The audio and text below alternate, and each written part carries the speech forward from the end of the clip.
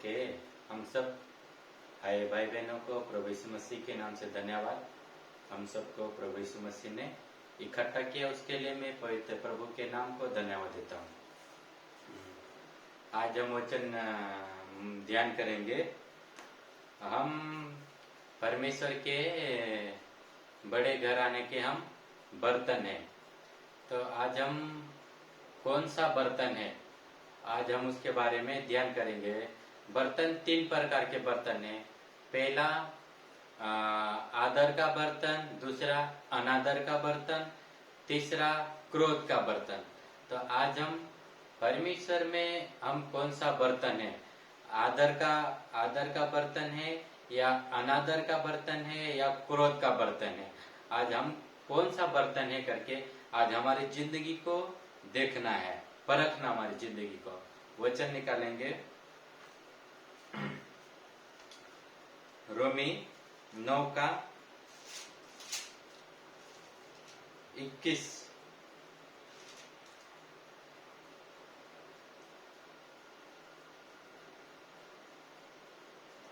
रोमी 9 का 21 से 23 तक। क्या कुम्हार को मिट्टी पर अधिकार नहीं कि एक ही लोंदे में से एक बर्तन आदर के लिए और दूसरे को अनादर के लिए बनाए?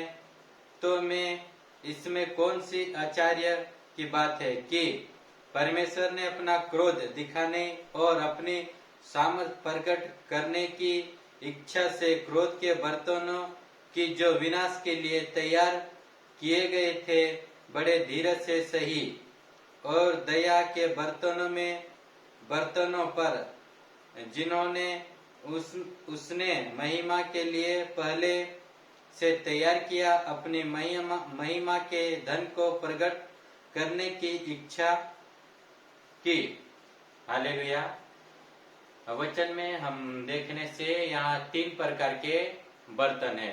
पहला आदर का बर्तन, दूसरा अनादर का बर्तन, तीसरा क्रोध का बर्तन। जिस प्रकार एक घर रहता, बड़ा घर रहता, तो उस घर में बहुत सारे बर्तन रहते। आधे थोड़े बर्तन घर के अंदर रहते, थोड़े बर्तन घर के बाहर रहते हैं, और आधे बर्तन पूरे दरवाजे से भी मेन गेट रहता है, गेट के बाहर भी रहते हैं। इस प्रकार बर्तन रहते हैं। तो सारे बर्तन जो मालिक रहता, घर का मालिक, वो सारे बर्तन को इस्तेमाल नहीं करता। कौन से बर्तन को का इस्तेमाल करता? जो अच्छा है, जो स्वस्थ है, जो अच्छा है, उस बर्तन को मालिक इस्तेमाल करता है। और आधे बर्तन जो घर के अंदर पड़े रहते हैं और आधे बर्तन घर से बाहर पड़े रहते हैं, तो उनको कब समय के अनुसार मालिक उनको इस्तेमाल करता है। जिस प्रकार घर के बाहर जो रहता है वो बर्तन गेट के दरवाजे के बाहर जो आंगने में जो बर्तन रहता, वो बर्तन क्या काम आता? कुछ मुर्गे को दाने खिलाने में, या उसको पानी पिलाने में, या कुत्ते को पानी पिलाने में, या कुछ न कुछ पूरा वो काम के लिए वो घर के बाहर पड़ा रहता बर्तन, और वो पूरा गंदा बर्तन रहता। वो कौन सा बर्तन है? अनादर का बर्तन। उसकी कोई आदर नहीं करते, इसकी इज्जत नहीं करते, ऐसा बर्तन रहता। और जो एक गेट के बाहर रहता, वो बर्तन को कौन सा? वो बर्तन गेट के बाहर रहता, वो क्रोध का बर्तन। क्रोध का बोलने से पूरा जो कचरा का डिब्बा रहता ना, कचरा का डिब्बा, वो कचरा का डिब्बा से पूरा गंदगी चीज से भरा हुआ बर्तन रहता, पूरा कचरे फेंकने वाला बर्तन रहता ना, तो इससे वो कचरा फेंकने वाले ऐसा उस टाइप का बर्तन रहता। क्या नहीं, यानी कि पूरा गंदगी से भरा हुआ बर्तन रहता। और जो घर के अंदर रहता, वो घर के अंदर रहने वाला बर्तन कैसा? पूरा साफ रहता और स्वच्छ रहता, और पूरा स्वस्थ रहता और पूरा साफ रहता। उस बर्तन को मालिक क्या करता? इस्तेमाल करता, अपने इस काम में यूज करता। उसी प्रकार आज हम अगर हम घर के बाहर रहेंगे मेन गेट से, घर के जो गेट से बाहर रहेंगे तो हम क्रोध के बर्तन रहेंगे, यानी कि हम घर से बाहर, यानी कि परमेश्वर से हम दूर रहेंगे, परमेश्वर के कलीसिया से बाहर रहेंगे तो हम पूरा पाप में जीवन जीने वाले रहेंगे, पूरा अपनी मन मर्जी में जीवन जीने वाले रहेंगे, अपने शरीर की लालसाओं को पूरा करने में रहेंगे, शरीर की इच्छा को पूरा करने में लगे रहेंगे, और पूरा पाप से भरा हुआ बर्तन होकर रहेंगे। जिस प्रकार क्रोध का बर्तन बोलने से नाश होने वाला बर्तन, क्रोध का बर्तन कौन सा है? नाश होने वाला बर्तन। जिस प्रकार हम बाइबल में देखते हैं, नूह के समय में नूह ने लोगों को सुसमाचार सुनाया, परमेश्वर की बातों को सुनाया, परमेश्वर के वचन को सुनाया, और लोगों ने, नूह ने बोला कि यहाँ पे 40 दिन और 40 रात बारिश गिरने वाली है, तो प्रभु ने आपको बचने के लिए एक जहाज बनाई, इसमें बचना होता, आप सब आ जाओ करके उनको प्रभु नूह ने उनको प्रभु का वचन बताया। लेकिन उन्होंने क्या करा, नूह की बात को कबूल नहीं किया, नूह की बात को नहीं माना और अस्वीकार किया। अस्वीकार करने के कारण वो जो लोग क्या हुआ, पूरा नाश हो गए। नाश होने के कारण सिर्फ एक ही परिवार बचा, वो नूह का परिवार। वो नूह का परिवार बचने के कारण नूह कौन सा बर्तन बना? नूह आदर का बर्तन बना, और नाश होने वाले क्रोध का बर्तन बने। पूरे लोग क्या हो गए? नाश हो गए। नाश होने के कारण क्रोध का बर्तन बन गए, और नूह का परिवार बचने के कारण वो आदर का बर्तन बने। समझ में आ रहा ना? और समझाने के लिए लूत के समय में लूत के पत्नी और लूत के बच्चों ने भी क्या करा, परमेश्वर ने लूत का पूरा परिवार को बचाया। लेकिन लूत की बीवी वापस मुड़कर देखने के कारण लूत की बीवी नमक का खंभा बन गई, और लूत की बेटियों ने भी गलत काम करने के कारण वो भी क्रोध का बर्तन बन गए, यानी कि नाश हो गए। सिर्फ लूत ही अकेला परमेश्वर के घर में गए, यानी कि आदर का बर्तन बना। बाकी को जो लूत का पत्नी और बच्चे क्या हुआ, अनादर का, वो क्रोध का बर्तन बने। क्रोध का बर्तन बनने के कारण पूरा क्या हो गया, नाश हो गए। क्रोध का बर्तन बनने के कारण पूरे लोग नाश हो गए, यानी कि जो परमेश्वर के खिलाफ में जीवन जीने वाले नाश होंगे। यानी कि नाश होना, जो परमेश्वर के खिलाफ में जीवन जिएंगे वो क्रोध का बर्तन है। जो परमेश्वर के विरोध में जीवन जिएंगे वो क्रोध का बर्तन है। क्रोध का बर्तन होने के कारण क्या हो जाएंगे? नाश हो जाएंगे, मिट जाएंगे। परमेश्वर के सामना कोई कर सकता है क्या? परमेश्वर से कोई लड़ सकता है क्या? परमेश्वर के सामना कोई कर सकता है क्या? कोई भी नहीं कर सकता। परमेश्वर के सामने कोई खड़ा नहीं रह सकता। परमेश्वर का सामना कोई नहीं कर सकता। परमेश्वर से कोई लड़ नहीं सकता। परमेश्वर से जो लड़ेगा वो नाश हो जाएगा। परमेश्वर के खिलाफ में जो जिएगा वो खत्म हो जाएगा। जो परमेश्वर के विरोध में जीवन बिताएगा वो नाश हो जाएगा। इसलिए हम परमेश्वर का खिलाफ में जीवन जीने वाला नहीं बनना, परमेश्वर से लड़ने वाला होकर बर्तन नहीं होना, हम परमेश्वर का आदर का बर्तन बन जाना। हालेलुया। समझ में आ रहा ना? और समझाने के लिए एक घर में रहता तो बहुत सारे बर्तन क्या होता है, अच्छा पड़े रहते हैं, कहीं टांट पे पड़े रहते, अच्छा या कोई छत पे पड़े रहते, या कोई अच्छा किसी ने ऊपर अच्छा बड़ा बर्तन अच्छा पड़ा रहेंगे, तो वो अच्छा होने के कारण उनको बाद में उसका मालिक क्या करता है, इस्तेमाल करता। अगर पूरा मान लो अच्छापन बर्तन अच्छा भी है, अच्छा मजबूत है और बहुत बड़ा भी है, और पूरा गंदा रहेगा, पूरा जंग लगा रहेगा, पूरा जंग से पूरा खराब हो जाएगा, पूरा खराब पड़ा रहेगा, तो मालिक उसको इस्तेमाल करेगा क्या? नहीं करेगा। क्यों? क्योंकि वो पूरा जंग लगने के कारण, पूरा खराब होने के कारण वो मालिक उस बर्तन को इस्तेमाल नहीं करता। उसी प्रकार आप चाहे कितना भी पुराने विश्वासी भाई बहन हो, आप चाहे 10 साल के हो या 20 साल विश्वास में हो या बचपन से पैदा से ही विश्वास में हो, लेकिन आप प्रभु में पवित्र जीवन नहीं जीते तो आप अनादर का बर्तन हो। आपको इस्तेमाल प्रभु नहीं करेगा। आप चाहे आप अच्छा बाइबिल पढ़ते हो, अच्छा प्रचार करते हो, अच्छा आप बड़ा पास्टर हो, आप या कोई बड़ा बहुत बड़ा पास्टर भी हो, लेकिन आप स्वस्थ नहीं हो, आप पवित्र नहीं हो, तो आपको प्रभु इस्तेमाल नहीं करेगा।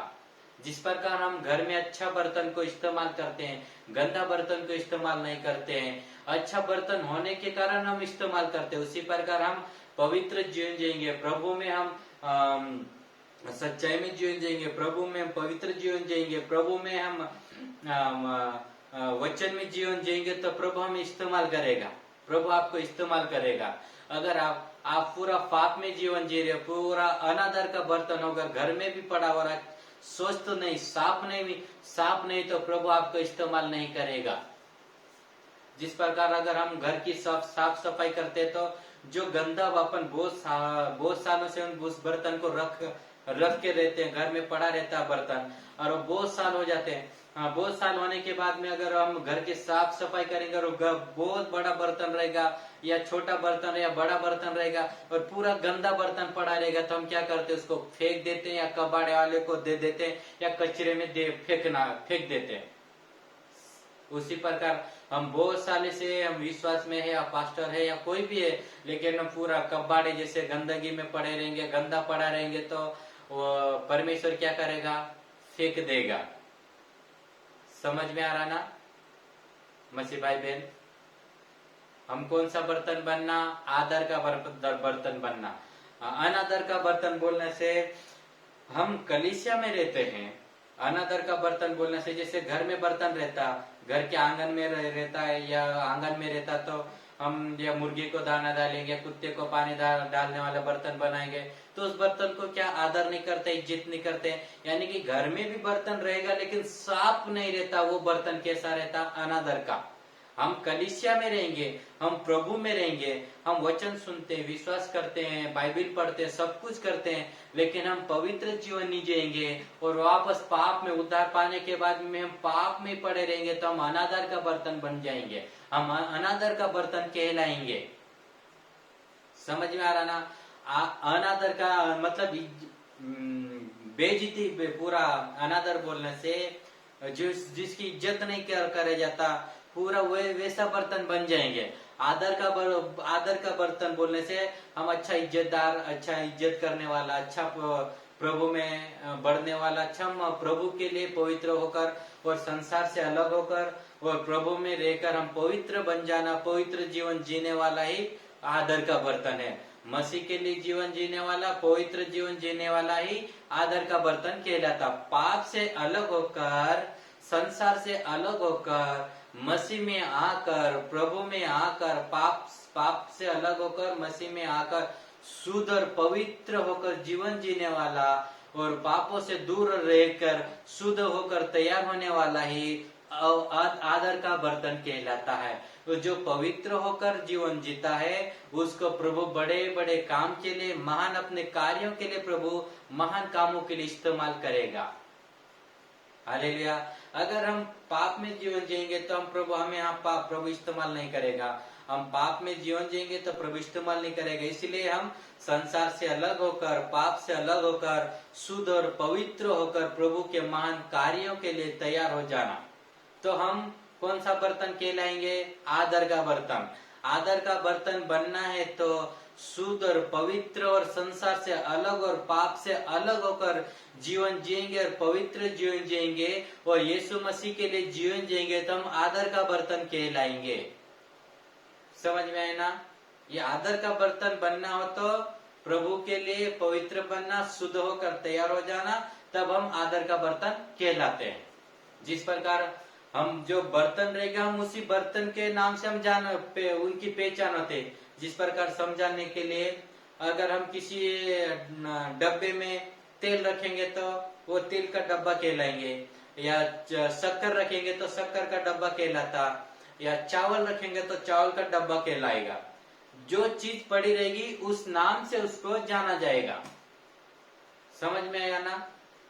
कोई हम पुकारेंगे, वो कुछ सामान मांगे बच्चों से या कुछ, तो शक्कर का तो उधर बोलेंगे शक्कर के डब्बे में देख, या चावल के डब्बे में देख, या तेल के डब्बे में, या ऐसा हम कुछ ना, जो चीज पड़ा रहेगा उस जिस बर्तन में जो वस्तु पड़ी रहेगी उसी वस्तु से वो डब्बा वो बर्तन जाना जाता है।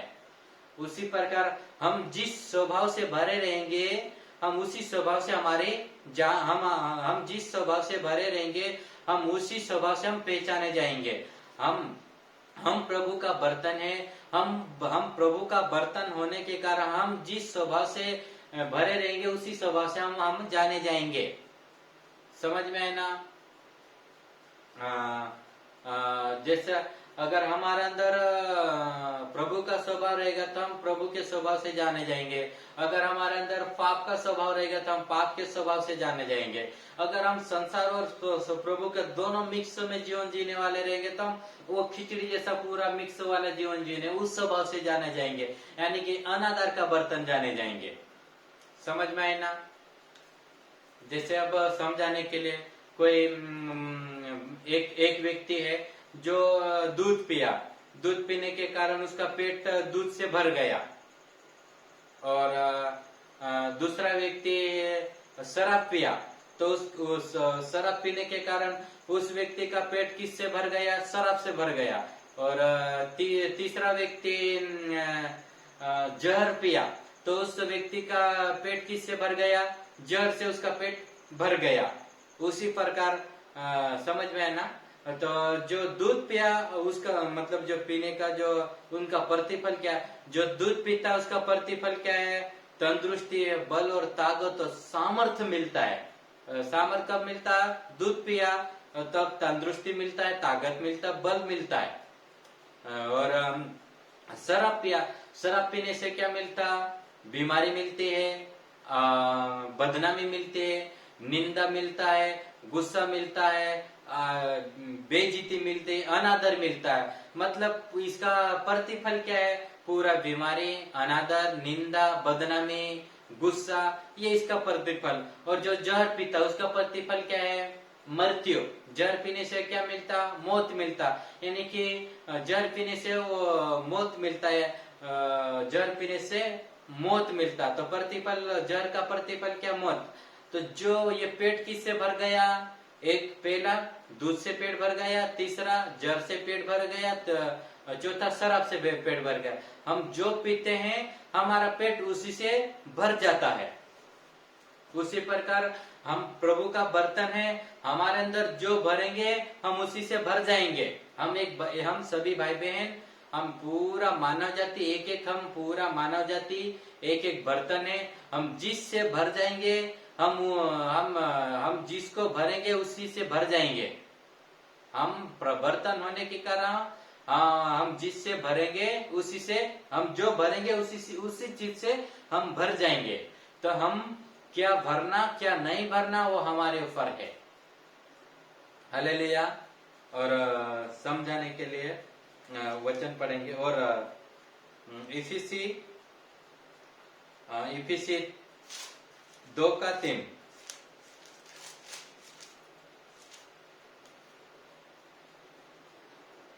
इनमें हम भी सब के सब पहले अपने शरीर की लालसा में दिन बिताते थे और शरीर और मन की इच्छा पूरे करते थे, और अन्य लोगों के समान स्वभाव से क्रोध की संतान थे। हालेलुया। हम क्रोध के संतान बोलने से हम स्वभावी से हम क्रोध के बर्तन। हमारा स्वभाव कौन सा? हम शैतान का स्वभाव, हम स्वभावी से क्रोध के बर्तन है। हम शुरू से हम आदम और हवा के द्वारा पैदा होने के कारण हम पाप में जो पापी पैदा है, पापी हैं। पापी होने के कारण हम स्वभावी से पापी हैं। स्वभावी से पापी तो हम क्रोध के बर्तन हैं। हालेलुया। समझ में आ रहा ना? क्रोध के बर्तन है। क्रोध के बर्तन हो, क्रोध के बर्तन कब है? स्वभाव से, शुरू से हम शुरू से ही क्रोध के बर्तन है। इसीलिए परमेश्वर यीशु मसीह क्या करा? इस क्रोध के बर्तन को अनुग्रह के बर्तन बनाने के लिए प्रभु यीशु मसीह आया। हालेलुया।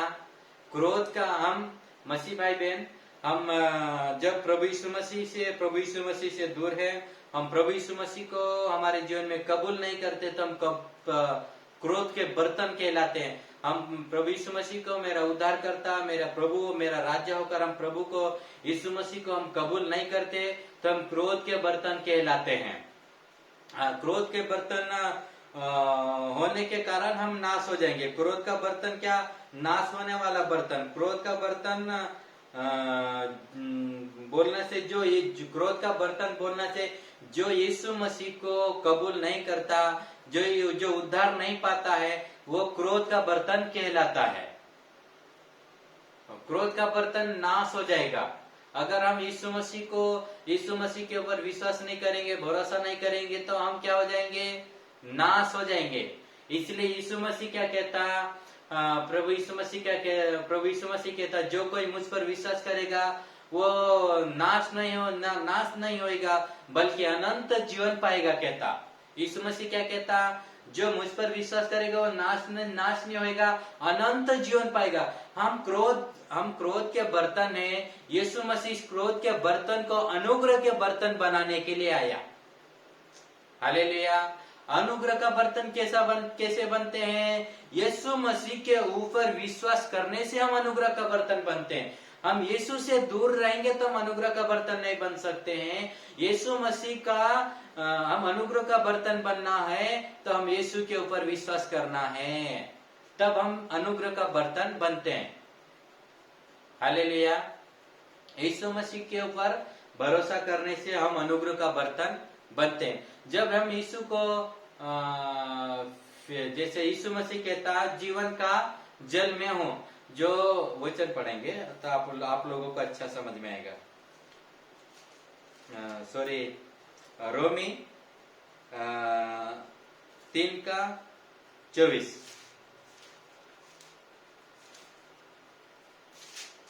रोमी 3:24।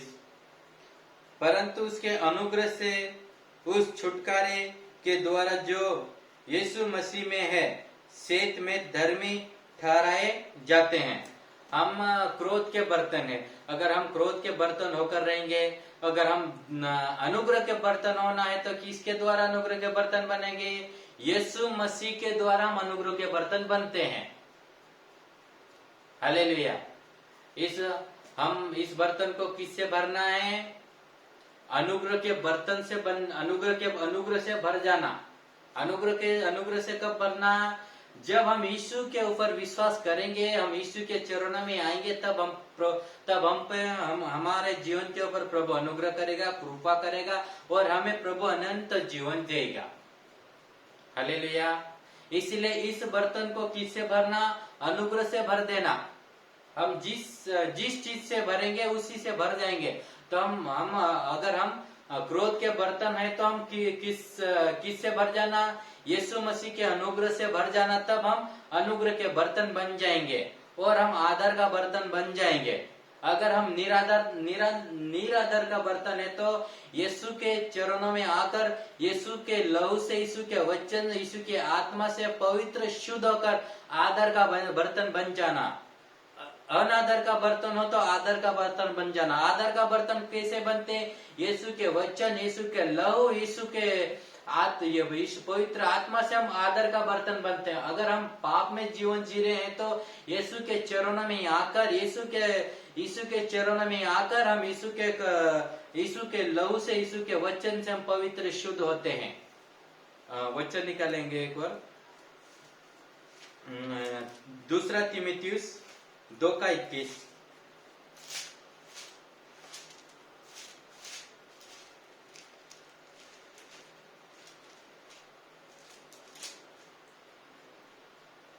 यदि कोई अपने आप को इनसे शुद्ध करेगा तो वह आदर का बर्तन और पवित्र ठहरेगा, और स्वामी के काम आएगा और हर भले काम के लिए तैयार होगा। यदि कोई अपने आप को इनसे शुद्ध करेगा, किन से? हमारे अंदर जितना भी पाप का स्वभाव है, सारा पाप से हम क्या करना? शुद्ध होना। शुद्ध होंगे तो हम आदर का बर्तन बन जाएंगे। अभी हम अनादर का बर्तन होंगे, तो हम आदर का बर्तन कब बनेंगे? जब हम सारे गंदगी, अशुद्धता से, सारे मलिनता से, सारे अशुद्धता और मलिनता से, सारे पाप से जब हम शुद्ध होंगे तो हम आदर का बर्तन बन जाएंगे। जब हम शुद्ध हो जाएंगे तब हमें प्रभु अपने काम में आपको इस्तेमाल करेगा। हालेलुया। अगर आप शुद्ध नहीं होंगे, पवित्र होकर नहीं रहोगे, तो प्रभु आपको काम में इस्तेमाल नहीं करेगा। जब आप प्रभु के चरणों में आकर प्रभु के वचन और आत्मा से आप और प्रभु के लहू से जब आप शुद्ध हो जाओगे, तब आपको प्रभु अपने काम के लिए आपको इस्तेमाल करेगा। तब आप आदर का बर्तन बन जाओगे। हालेलुया। आदर का बर्तन कब बनोगे? जब आप पवित्र शुद्ध होकर प्रभु में जीवन जियोगे, तब आप आदर का बर्तन बनोगे। यीशु में आकर, कलीसिया में आकर आप पवित्र जीवन नहीं जी रहे हो, पूरा पाप में जीवन जी रहे हो और पूरा छल और कपट और पूरा अपने शरीर की इच्छाओं से में, लालसाओं में, पूरा पाप में जीवन जी रहे हो, तो आप कौन सा बर्तन हो? अनादर का बर्तन हो, पूरा गंदगी वाला बर्तन हो। पूरा गंद, जो वो कचरे का डिब्बा रहता ना, तो कचरा का डिब्बा में क्या रहता? पूरी गंदी वस्तु रहता, अच्छी चीज नहीं रहती, पूरी गंदगी से भरा रहता। वो बर्तन, वो कौन सा? अगर हम घर के अंदर ही रहेंगे और पूरा गंदगी में पड़े रहेंगे, तो कौन सा बर्तन कहलाएंगे? अनादर का बर्तन है। इसीलिए हम प्रभु में आकर, कलीसिया में आकर कौन सा बर्तन बन जाना? आदर का बर्तन। यीशु के लहू और वचन से पवित्र शुद्ध होकर हम आदर का बर्तन बन जाना, प्यारे भाई बहन। हालेलुया। जब हम आदर का बर्तन बन जाएंगे, तब हम प्रभु यीशु मसीह हमको और आपको इस्तेमाल करेगा। प्रभु यीशु मसीह के काम के लिए, आपको प्रभु की आराधना के लिए, प्रभु की महिमा के लिए, प्रभु के वचन के लिए, हर एक प्रभु को जिस जिस काम के लिए प्रभु ने आपको चुन लिया, प्रभु ने आपको बुलाया, उस काम के लिए प्रभु आपको इस्तेमाल करेगा। अगर आप पूरा गंदगी से, पूरा कीचड़ से, पूरा पाप से भरा हुआ पड़े रहोगे और पूरा बर्तन तो हो लेकिन पाप से भरा हुआ रहोगे, तो वो प्रभु आपको इस्तेमाल नहीं करेगा। हालेलुया। इसलिए मसीह भाई बहन, आज हम आदर का बर्तन बन जाना, प्रभु का अनुग्रह का बर्तन बन जाना। अनुग्रह का बर्तन कब बनेंगे? जब हम प्रभु के ऊपर विश्वास करेंगे, प्रभु के चरणों में आएंगे, तब हम प्रभु का अनुग्रह का बर्तन बन जाएंगे। हालेलुया। इसलिए हम जो चीज से भरेंगे, उसी का, वो हमारे अंदर जो रहेगा, हम उसी से जाने जाएंगे। हमारी पहचान किससे रहेगी? जब हमारे अंदर जो चीज रहेगी, उसी से हमारी पहचान रहेगी। समझ में आएगा ना? और वचन निकालेंगे, यूहन्ना 4:13 से 14।